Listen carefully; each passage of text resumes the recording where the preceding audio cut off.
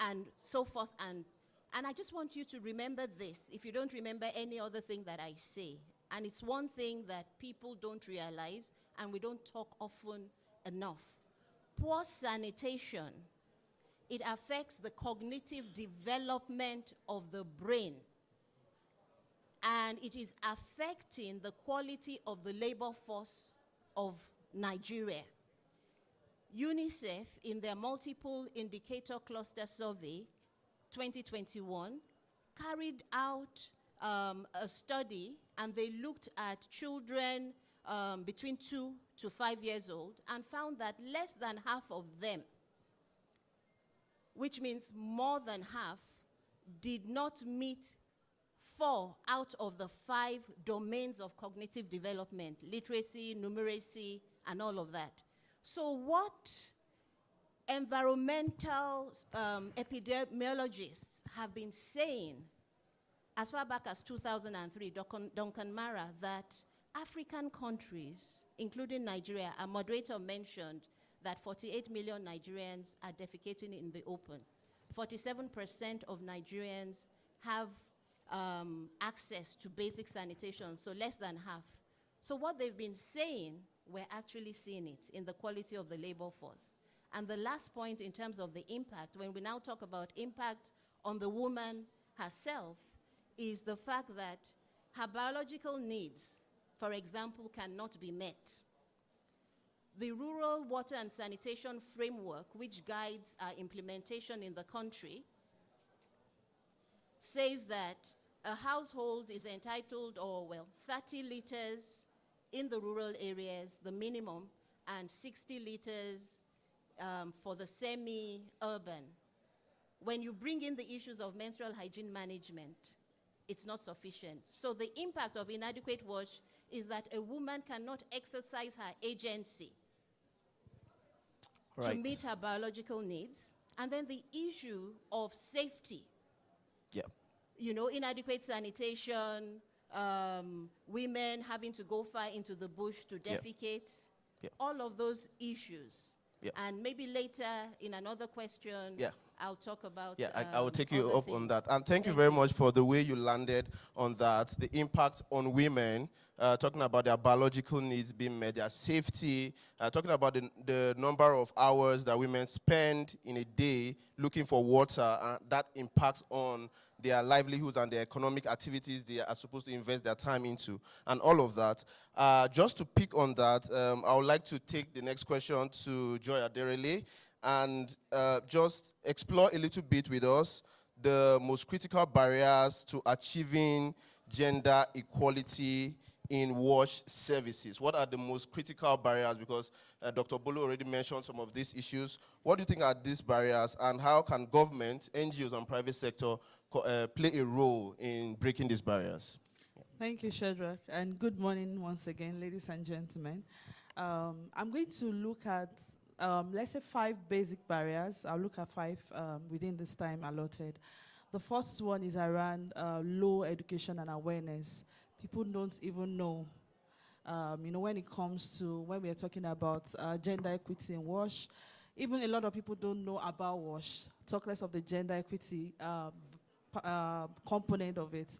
So there is low awareness, especially in the rural area. Dr. Bolu mentioned rural area and things impacts on women in the rural area, especially in the rural area. Even the urban, the semi-urban, even the urban, there's limited awareness around WASH. People know about health holistically, but when it comes to WASH-specific gaps, there is that low awareness. So that's one barrier. Education and awareness is low. The second one is around community cultural norms. Cultural norms. So there are negative cultural norms that places women at disadvantage. Because when you're talking about gender, we are actually talking about men and women. That's one thing I want to establish here. When we talk about gender, we're not talking about just women, we're actually talking about men and women. But looking at how this affects men and women disproportionately, you see that women are more impacted when it comes to some cultural norms. You know, things around menstruation, like has been mentioned, there are some norms that doesn't even allow for healthy management of that process, things around women being confined with household chores. So you see in a community where maybe there is no access to water, the woman has to go to the river, which can be miles away, and that increases burden of work on her and impact on her health, economic opportunities, and every other aspect. So this is actually something that impacts every area of the person. So we're looking at also things around negative cultural norms. It's not all our norms that are bad. That's why we try to differentiate. Some of our cultural norms are fantastic, but some are very negative, and they impact both men and women negatively. The other thing I would like to talk about is low representation of female in decision making. And this actually has its roots, number one, in the agency of women to aspire for leadership. Because when it comes to decision making, you're talking about leadership and all of that. And I want to talk about how we've addressed this specifically in South Africa. South Africa used to be formerly United Purpose, and we were the one that achieved the first ODF in Nigeria. ODF means open defecation free. I thought someone would clap for us. It wasn't easy. So our organization achieved the first ODF in Nigeria. That was in Cross River in 2016. And one of the things we try to do differently is that in the community you have WashCom. These are committees set up to address wash issues in the community. And prior to our implementation, or prior to that time, mostly these committees are made up of men. Now, men have a role to play as much as women. And most times, a woman is not better than a man is not better than a woman. It's just that they see things differently. So prior to that implementation, WashCon was mainly men. Because when you get to the community and you tell them you want to form committee, they nominate men as the natural leaders. But our intervention was able to address that gap, and we were able to deliberately target women to come into leadership, which actually increased their ability to make decisions which impact on a lot of things, including designs and even how the implementation is run. So low representation of female in leadership is another issue. The other one is infrastructure and design. The way we design wash facilities for male and women and female should not be, for male and female should not be the same. Why? Because the needs are different. Do you agree with me? The needs of a man in toilet. Our moderator started with a very beautiful story today of how he showered and all of that. What a woman needs, in that same process is much more complicated than that. Do you agree with that? So we can't just design a washroom, without that gender thinking in the infrastructure and in the design of that process. So that's another. The last one I want to talk about, so I've talked about low representation of women in decision making. I want to touch on economic barriers, constraint. We've already spoken about how women go very far to fetch water. This actually impacts on their productive time, because now they don't have so much time to work, to earn money, and all of these are constrained for the women. I'll stop here. Yes, thank you very much. I was just about to come in. All right, thank you. So this we are doing, I think we're starting well with framing the context and the problem. And I would like to bring a slightly different perspective that is a bit more holistic to the conversation. And I'll address my next question to Mr. John McKenna, in terms of the relationship of gender inequity to multidimensional poverty, the relationship between gender inequity to multidimensional poverty, and how WASH plays a role in all of this. Thank you very much. Perhaps we could start from looking at the WASH facilities and WASH practices.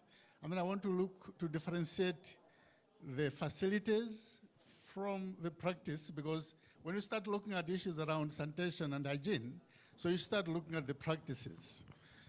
We tend to say within the WASH, there are two major components. One is basically the hardware, and then the software, which is basically to do with the changes that we need to bringing into the sector.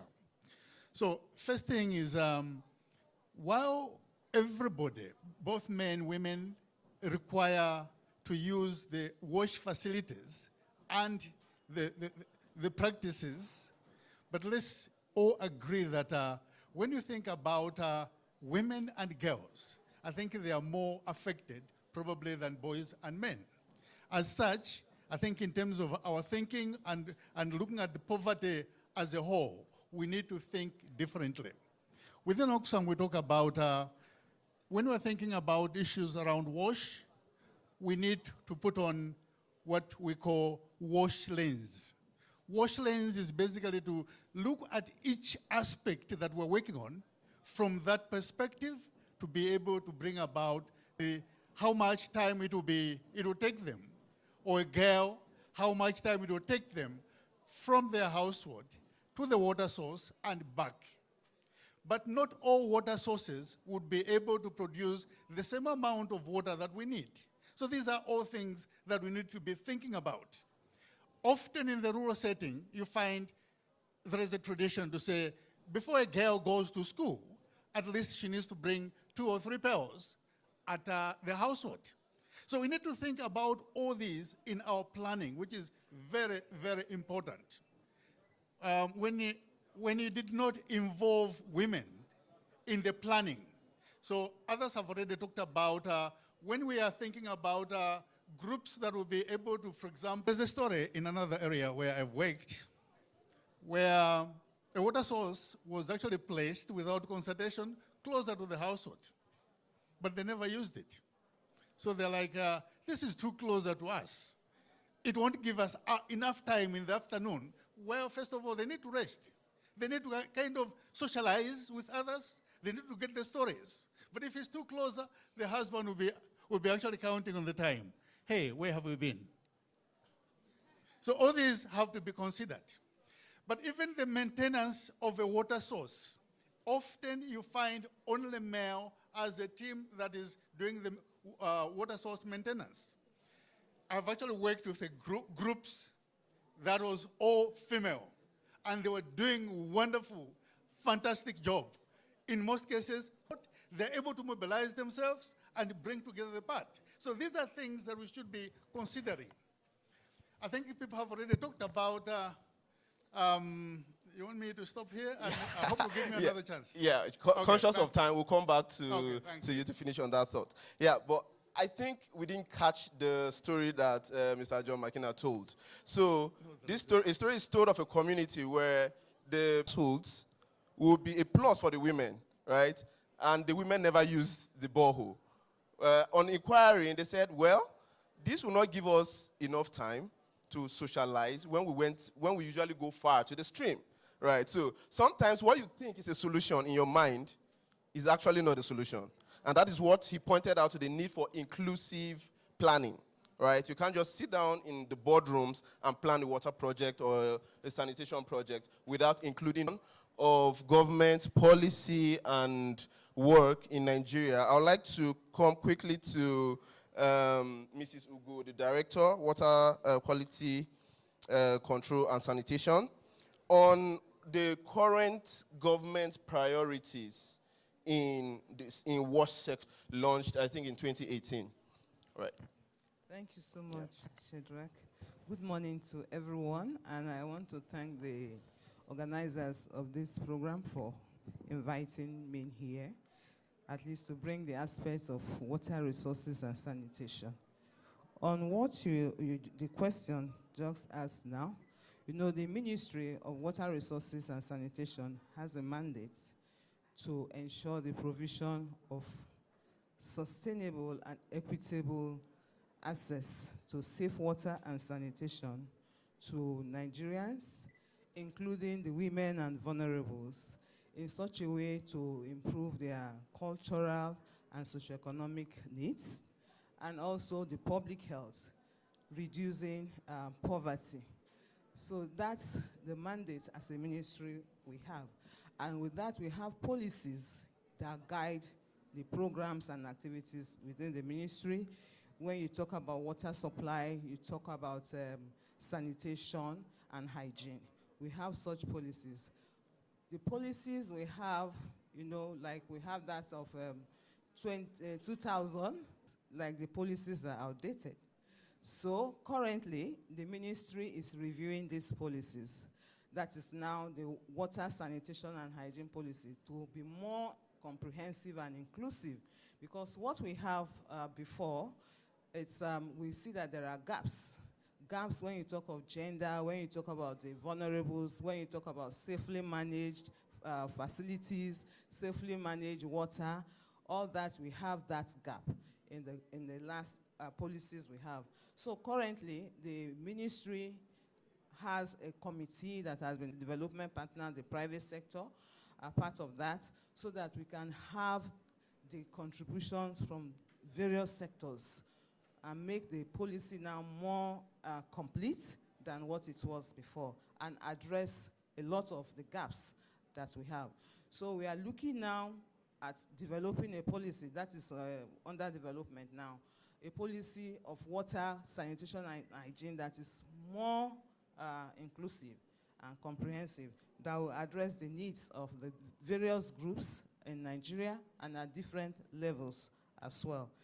Then, as the ministry too, we have seen, when you are talking of water, sanitation, and hygiene, we also have now currently looking at, we have our guidelines, because as the policy is not yet ready to really address what we have, is under development. There are guidelines, existing guidelines that speak. So have the campaign that is running now. That is the Clean Nigeria Use the Toilet campaign to address open defecation, and it's a behavioral transformation campaign. Because like one said, the last speaker said, that you have people, you have water supply close to the house, but they don't use it, because they feel that it's too close, it doesn't give them time to interact, to socialize. And so also it is for, when it comes to the Clean Nigeria campaign, we try to let people know that they need to have a toilet, maintain and use the toilet, and keep the environment safe and clean, healthy, so that we'll avoid diseases that are related to water and sanitation. When you talk of cholera, you talk of diarrhea, these are from open defecation. When you pollute the environment, we get that. So the ministry is looking at that campaign to have a behavioral change of Nigerians. But you still see people that, like you said, cultural beliefs and norms. Is when outside in the open. They have this campaign. When it gets more to the grassy unions, different unions in the community, will be able to push this campaign to the understanding of Nigerians, to have it that it's not a good economically violence that we are looking at as a ministry to improve services in the wash service. Thank you. Thank you very much,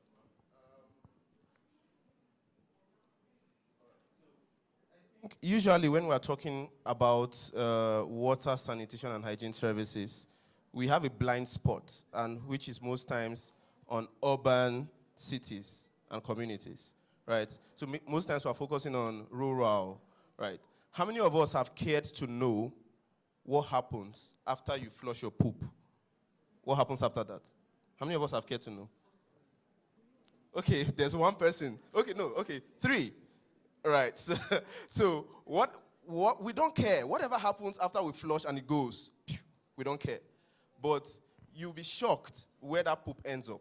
Most times, it ends up in our streams and our rivers. Most times, right? Because, and that's what the director was talking about, safely managed sanitation, fecal sludge management, and all of that. What happens in our slums? How many of us have ever lived in a slum before? I have. Right, so we need to think around urban sanitation, people that live in informal settlements and all of that as well. So I would like to bring in Mr. Dennis, having a very vast experience in terms of social marketing and all of different kinds of products in Nigeria. I would like you to give us a perspective in terms of how can we do, what is a comprehensive solution, especially involving the private sector in meeting the wash needs in our country that is inclusive. The private sector, the government, the NGOs coming together. What are your thoughts on this? All right, thank you, Shedrack. Once again, good morning, everyone, and thanks to the organizers. So the answer to your question is straightforward, but it's not easy. I mean, and I was glad when you told your story, talked about, actually happens to people that I know, and those are common experience. But if we want to actually begin to address this issue, then we must look at it from several angles. One, I believe in what we call the total market approach. And once we talk about the total market, we talk about the government, the development partners or the implementing partners, the NGOs, the private sector. And if we don't see provision of watch services, whether products or infrastructure, as a necessary good for everyone, then we'll continue to play this fragmented strategy and style that we look at. And so one way to look at it is that government must first and foremost be on the driving seat. And that coordination, if we want to bring private sector and solve it, must be a multi-sectorial approach. You know, I said that WASH is one particular area that fits in almost everywhere. WASH is in education, WASH is in health, WASH is in social care and every aspect.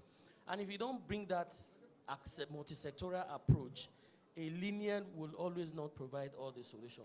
Because in terms of water that we talked about, on the average, your 40% or thereabout only speak to people who are within the urban areas. But when you talk about rural, the whole Nigeria, looking at less than 30%, even though as a country we have avalanche of access to water, whether it's underground water or surface water. So how do we now manage this? How do we now make it more accessible? So that's where you look at the multi-sectoral part to it. Because in terms of investments right now in WASH, it's a low yield investment, so to say. It's not profitable for the private sector on the long run to actually put their money. But what will make a private sector put their money? One, we must begin to look at issues of if I help to provide those services or provide those infrastructure, what type of tax rebate am I going to get? What type of exemptions am I going to get? Now, we put that in one bucket, and so that is one way to drive it. But another way to drive it is that we must also begin to look at how strong we take the issue of behavior change communication. I remember during the COVID, where there was a lot of talk around issues around sanitation, wash your hand. But immediately COVID went, it died down until we had cholera again this year. But the question I'm asking, have we had an approach that would kind of show the media houses the benefit of why we need to sustain that particular type of communication? Because it is in sustaining it that we begin to change behavior. And if we do not change behavior, we have several cultural harmful practices.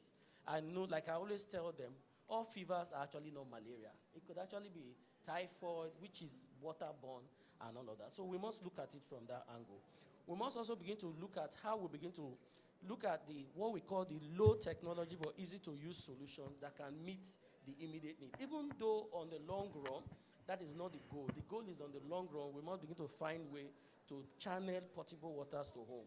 But before we get there, there are several solutions, portable water treatment solutions, which covers the different parts of the country or the economy. We have those for people who use what you call the raw water. I mean, when I talk about raw water, you fetch water from the stream and from the rivers. But you know those waters may look clean, but they're actually not clean. And that's the issue when you talk about the defecation from my village. And then by the time you come into your village, the grasses and these trees would have kept some of those hard debris. So there are solutions that actually treat those type of water and then make them easy for use and safe for use at home. There are also solutions for people who are within the peri-urban area.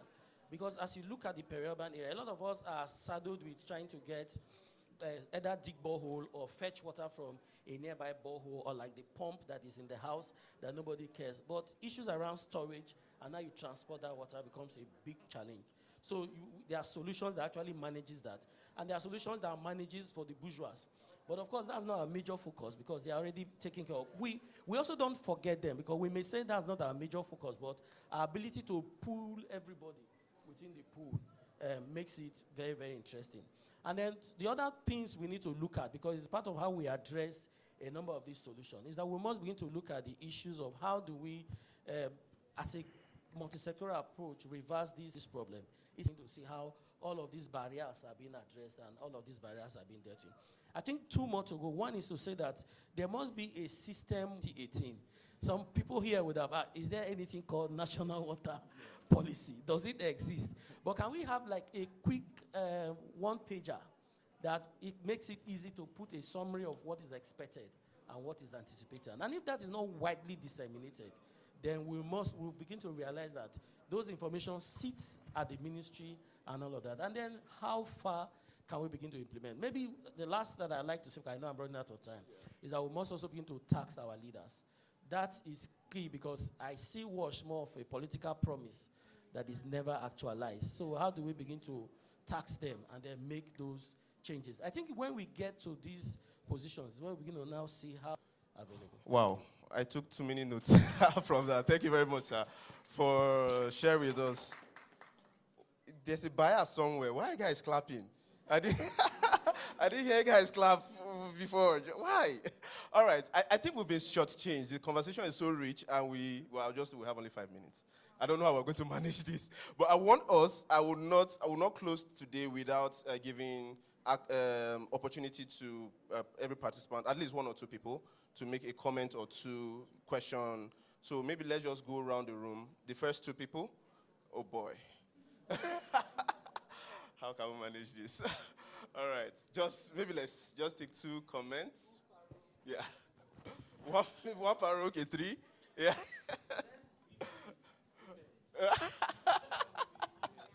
All right. Just give. We're wasting 30 seconds at one. Just give somebody. Yeah, all right. Yeah, please. Okay. So thank you very much to all the speakers. I'll make this really quick. My comment is to our government representative from the Ministry of Water and Sanitation, and just to find out what type of public wash facilities the government is. What is the government doing about things like that? Thank you.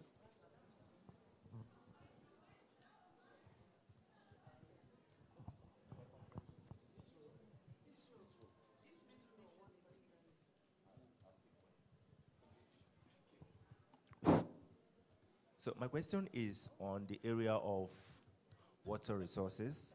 The governments and NGOs often establish or make provisions for boreholes and pipe-borne waters places. Different communities on some of these projects and also on health-related issues. I noticed maintenance issues. After each of these projects are established, they are often not maintained. So is there a way to approach this type of problem to solve it from the government perspective? That is my question. Thank you.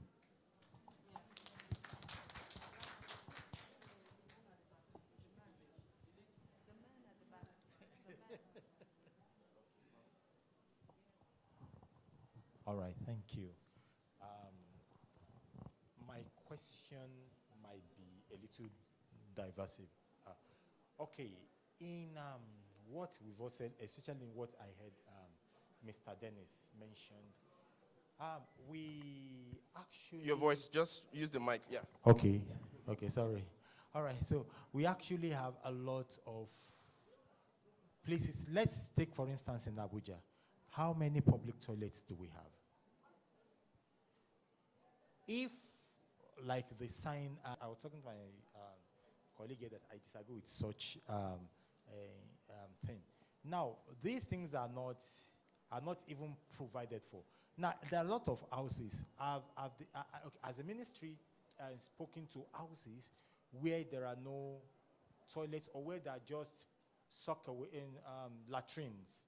I've gone to visit a friend some time ago, and they were using latrine. About 20 of them were using just... Then we'll have, so that the panel can have, yeah. All right, so I want to suggest that these parastatals or these agencies would make sure that every house is not having latrine. Let them just enforce that every house has a good beggar and the likes aren't having such like this. Thank you. Thank you very much. I think that's more of a comment than a question. So I think this is how we do it in order to manage time. Sorry, we can't take more questions. I'm very sorry. We'll go around the room for the panelists. As they answer the question, they also give their final thoughts, right? So that we don't have to go around again. So I'll ask the final question. Sorry, just a little bit. So the question is, what are the key systemic changes that we want to see happen for us to have inclusive, equitable WASH services? And all the panelists, you have the opportunity to give your thoughts on that in 1 minute each. So we have 5 minutes. And then each of the questions that was asked, I think most of the questions went to the ministry. But again, I think this question will answer some of those things. It's not just the government. It's just like Mr. Dennis was saying, it's a holistic approach. But I'll give maybe we'll start from Mr. John, then we'll come all the way to this side. Thanks very much. I think from my perspective, one key issue that we need to see happening within the WASH sector and many other sectors is the issue of coordination. Coordination which has to be led by the government, so that all of us, for example, from the NGO sector, if we have good projects on WASH, we need to kind of present those. I mean, in other countries, actually, you cannot start working in an area without presenting your plans. For example, in this case, the setup here would be the state has to know, and even the LOG has to know exactly what we'll be doing. Now, I want to relate this to the issue that has been highlighted as part of the question of non-functioning water sources. This is very true. So the key here is the whole issue of no coordination, because we think always of a new water facility, when what we should have been doing is not that. Perhaps what we should have been doing is how do we rehabilitate the non-functional water sources. But sometimes you don't know where these water sources are. So mapping exercise, whether they are functional or non-functional or whatever state they are in, is very important in an area. So if we do a map of an area, for example, it could be at LOGA level. So whoever gets into that LOGA would be able to know that this particular area here, there are 150 non-functioning water sources. So we don't need to go and, for example, do new boreholes. We just need to rehabilitate those ones, and it will have a very big impact on the lives of the people. So I think that for me, is the policy issues around coordination. Thank you. Thank you very much. Thank you. Yeah. Okay. Okay. Thank you. For me, I think to address the systemic issues, it's really important to include women and other vulnerable groups, not just as targets, not just as beneficiaries, which is what we do, but as co-creators, bringing in their skills. And the National Gender Policy says that what is happening. And then just to address the issue of public toilets and where we are in the sector, off track. It's really important to tie what we are saying within the sector to politics.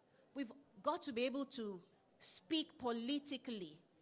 We speak to ourselves within WASH, but then the education people, the energy people, we're not able to build the evidence case to any politician in terms of the impact of WASH on everything that they are trying to do. And the very last thing is we must not separate WASH from economic empowerment.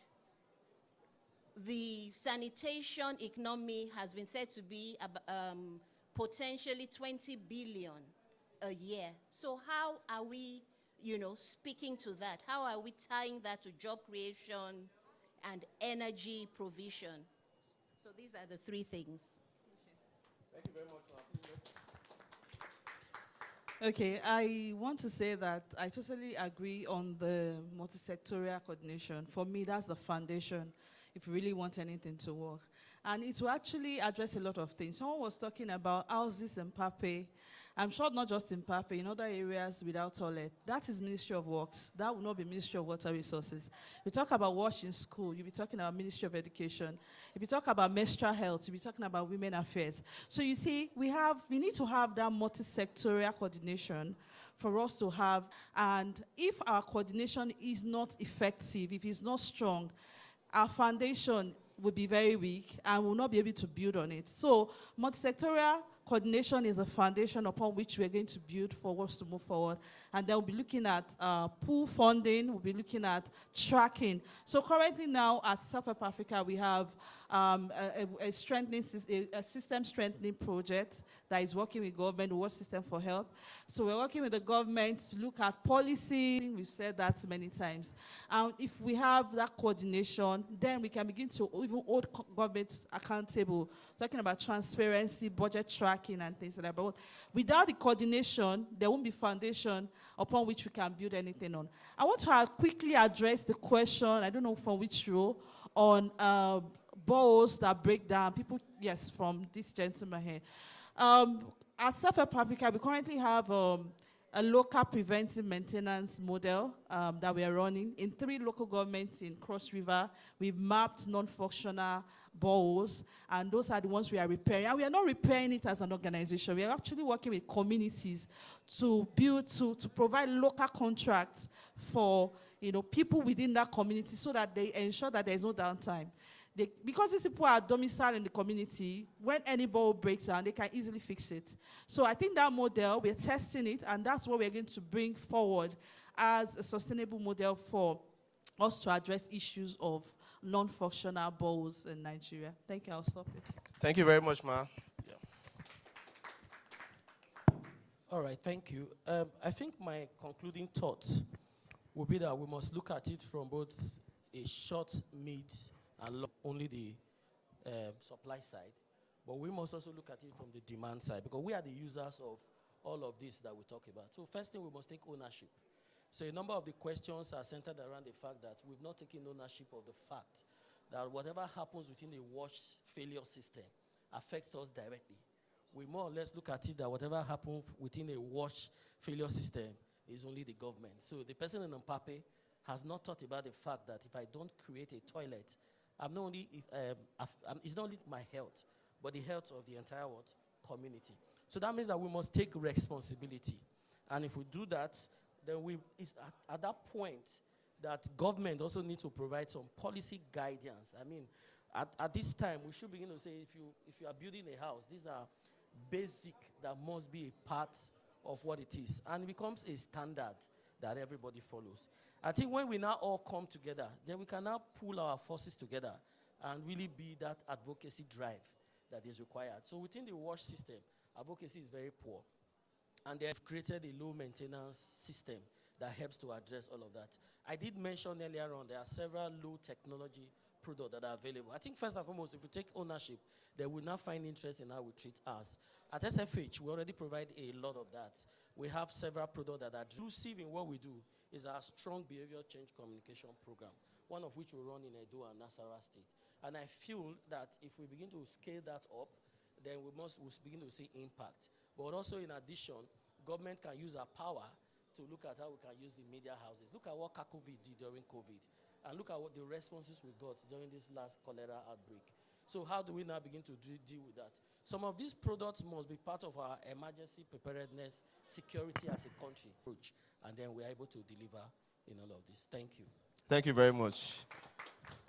I didn't have to encourage them to clap. Again. Right, okay.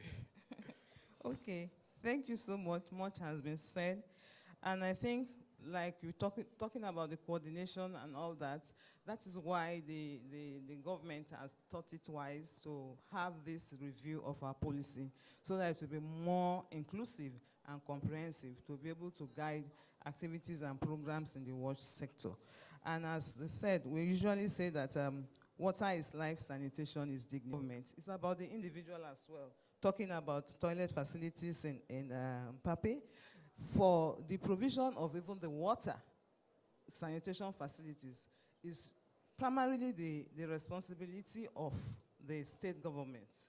But the ministry at the federal level, national level, is to make policies and we make interventions in areas, and we have been doing that. The ministry has also been providing toilet facilities in Abuja, though not yet in Mpape. If you go to Lugbe, Piakasa, Wase, such areas, we have the toilet facilities provided by the ministry, and these facilities we have also is doing that. And also in terms of maintaining facilities, again I say, it's ownership of the community. if the government brought access to water or sanitation, it's on the community to do that. Because we have our survey, we see that within 1 year of provision, I think about 60% of facilities break down within 1 year of provision. But where you have the community, we have what we call the Water, Sanitation and Hygiene Committee. Most times we do these facilities, this committee is set up to maintain such facilities. And in communities where the washcom is functional, you go there, you see that their facilities are still working. They don't break down because they know the importance and they try and maintain that facility. So it also bears on government having its own part. When you come to WASH, like we said, it's multi-sectorial.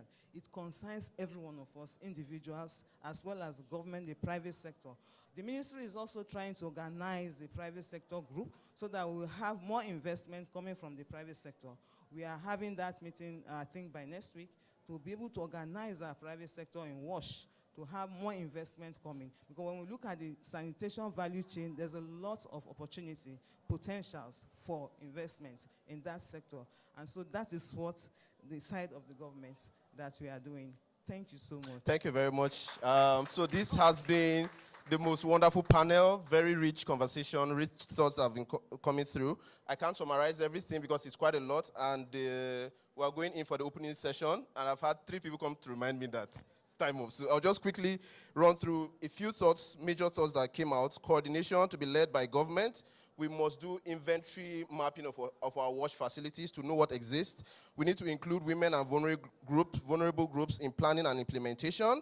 We need to speak the political language to the politicians to get them to see things in a political way, right? We need to harness the WASH economy. There is need for a multi-sectoral approach and coordination. We should consider PPP. There's need for proper M&E. M&E is key. There is need to look at these solutions in terms of short-term, mid-term, and long-term approach. Consider demand as well as we consider supply. Most times we're looking at supply and not looking at demand, right? Government should provide policy guidance. We need to strengthen advocacy, and users should take responsibility. And then we need to run a very strong behavior change communication campaign, leveraging the media and ownership by communities. Thank you very much. This has been a wonderful session. I must say a very big thank you to all our panelists. These are very extremely busy people, and they've been here since 8:30. Thank you for your patience. We really appreciate that. We would like to of the event now. Please, we can all go. But the panelists can take a group photograph. Yeah.